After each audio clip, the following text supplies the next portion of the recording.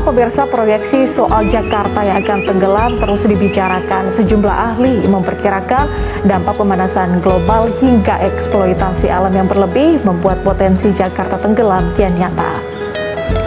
Wilayah Jakarta yang diprediksi tenggelam adalah Jakarta Utara, Jakarta Barat, Jakarta Pusat.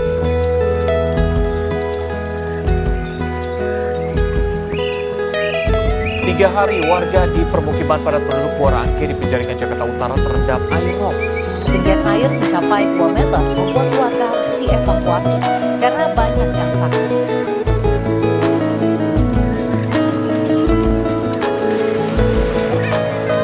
Paksa harus keluar dari rumah di Muara Angke penjaringan Jakarta Utara. Petugas mengevakuasi warga yang mengungsi ke tempat lebih tinggi dengan menggunakan 3 buah perahu karet. Warga mengaku dalam 1 minggu ini sudah 3 kali airop merendam rumah, bahkan banyak warga yang mulai sakit dan kedinginan akibat airop yang kotor.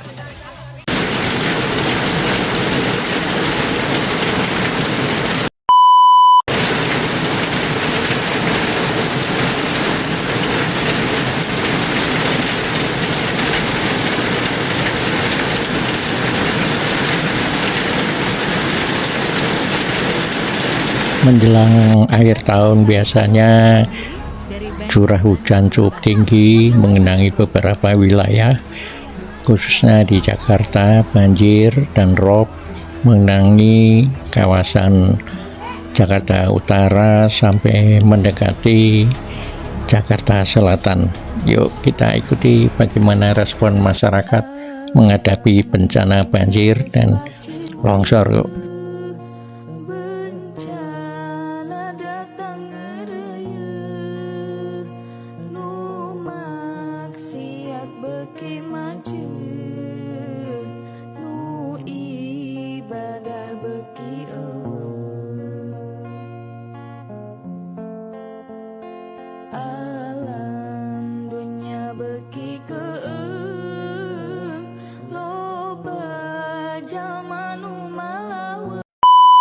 Warga mengaku dalam 1 minggu ini sudah 3 kali airop merendam rumah, bahkan banyak warga yang mulai sakit dan kedinginan akibat airop yang kotor. Keadaannya beginilah, nggak bisa istirahat, segala-gala kasur dinaikin ke sana. Lebih tinggi ya. Nah ibu, kondisi kesehatan ibu gimana? Gatal-gatal nggak bu? Gatal-gatal, batuk-batuk. Panas dingin kalau malam itu. Ayo. Petugas sumber daya air yang berada di lokasi mengatakan sudah mempersiapkan pompa air untuk mengurangi banjirop. Pompa ada di ujung, ini dialirin ke pompa nanti ke laut. Ke laut. Nah, untuk saat ini termasuk banjirop yang terbesar nggak sih dalam minggu benar. ini? Ini yang terbesar sih. Ini kemarin kagak. Oke, bakal terjadi sampai pukul berapa bang biasanya banjirop pada ini? Di pukul berapa ya? Sore lah. Warga berharap pemerintah mengirimkan bantuan selimut dan bahan pangan karena mereka terdampak luapan air laut. Dari Jakarta, Banjirop mengenangi Jalan Karangayu Minggu sore. Walaupun air sudah mulai surut, namun lalu lintas masih terhambat karena banjir di Pluit, Jakarta Utara. sementara imbas air pasang membuat rel kereta di perlintasan kereta api terendam banjir setinggi 15 cm di Jalan RE Marta Dinata, Tanjung Priok.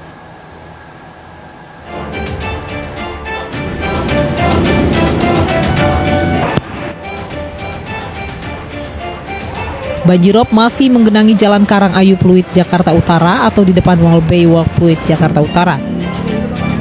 Minggu sore banjir sudah mulai surut dari 6.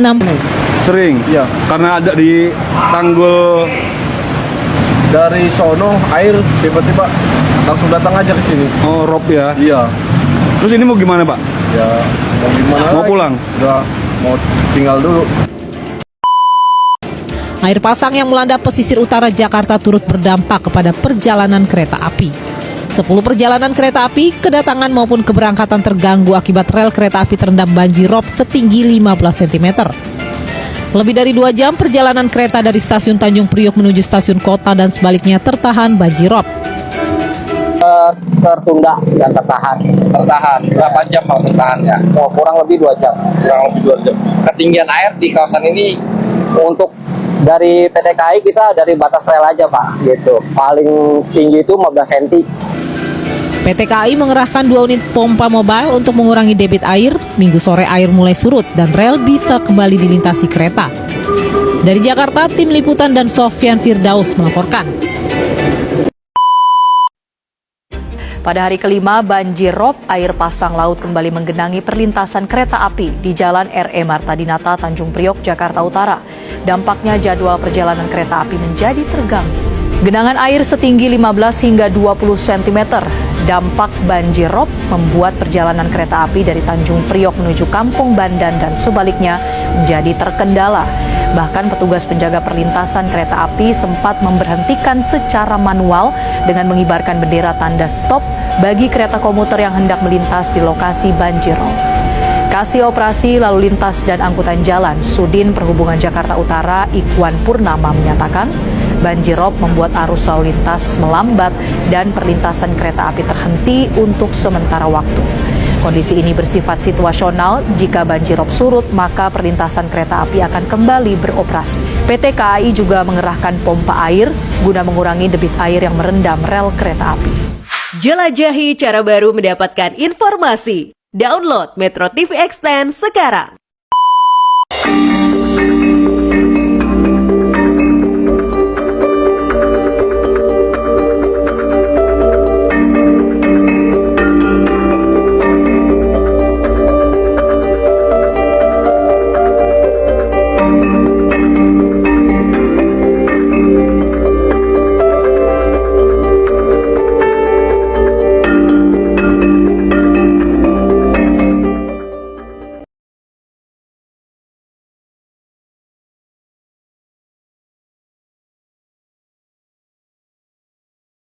Antartika dikenal sebagai wilayah yang dipenuhi dengan es abadi dan menyimpan sejuta misteri. Hamparan es di benua ini membentang seluas lebih dari 15 juta kilometer persegi. Kamu bisa membayangkan jika seluruh esnya mencair bisa menenggelamkan kota-kota pesisir termasuk Jakarta. Suhu terdingin di Antartika bisa mencapai -20 hingga -60 derajat Celcius. Dengan kondisi ekstrim ini, hanya sedikit makhluk hidup yang bisa bertahan. Benua ini juga sering dilanda angin kencang dan badai salju yang membuat keadaannya menjadi semakin ekstrim.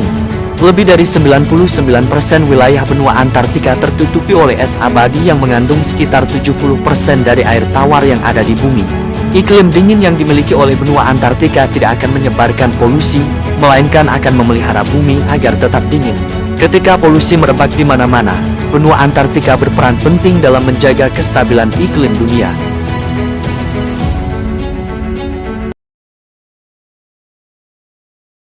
Nah, kemudian diprediksi mulai Desember ini sudah bergerak memasuki mengarah ke wilayah Indonesia. Diprediksi landingnya ini kira-kira sekitar tanggal 20 Desember sampai sekitar 29 Desember. Nah, kemudian kalau saat landing ke Indonesia bagian barat, yaitu Jawa Barat, Lampung, kemudian Banten, DKI, ini peristiwanya mirip kalau skenario terburuk, doa kami tidak akan, insya Allah tidak akan buruk, tapi skenario terburuk itu meningkatkan curah hujan dengan intensitas yang ekstrim.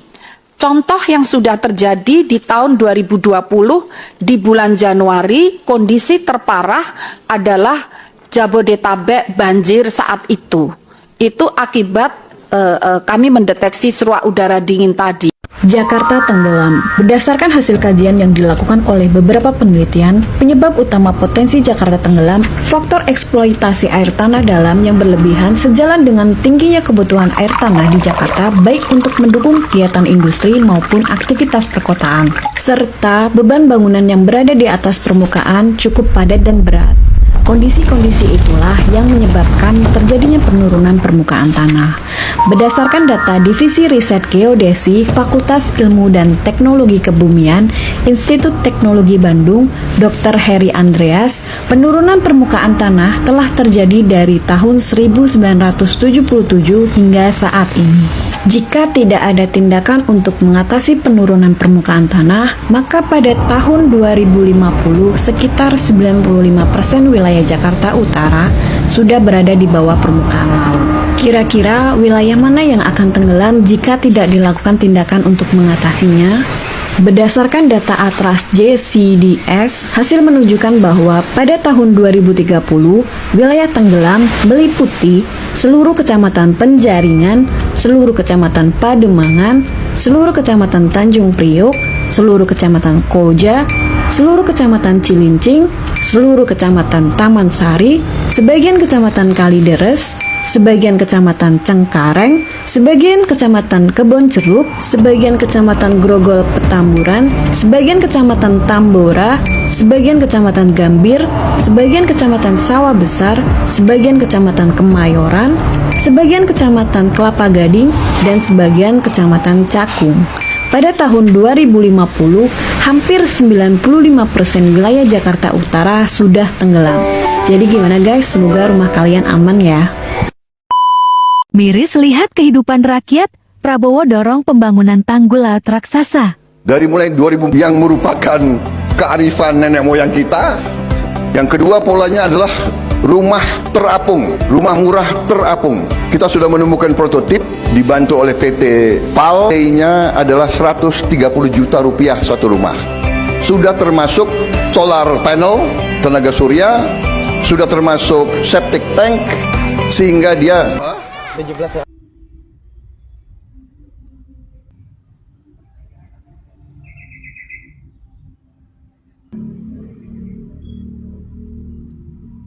Warungi tujuh laut samudra, kan ku daki pegunungan Himalaya. Apapun kan ku lakukan untuk dirimu sayang, oh menjaga hatiku.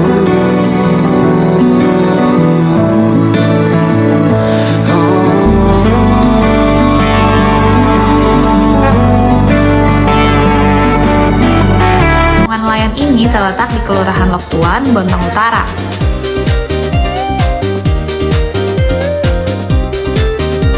Di dekat Kampung Nelayan Selambai juga terdapat Masjid Terapung Darul Irsyad. Masjid yang berada di tepi laut ini menjadi salah satu ikon wisata di Kota Bontang. Selain menjadi kota nelayan, di Bontang juga terdapat banyak wisata alam seperti hutan kota mangrove Saleba yang menawarkan suasana asri. Halo yang dari Kalimantan Timur, mana suaranya? Hello everybody, welcome to Kalimantan Timur.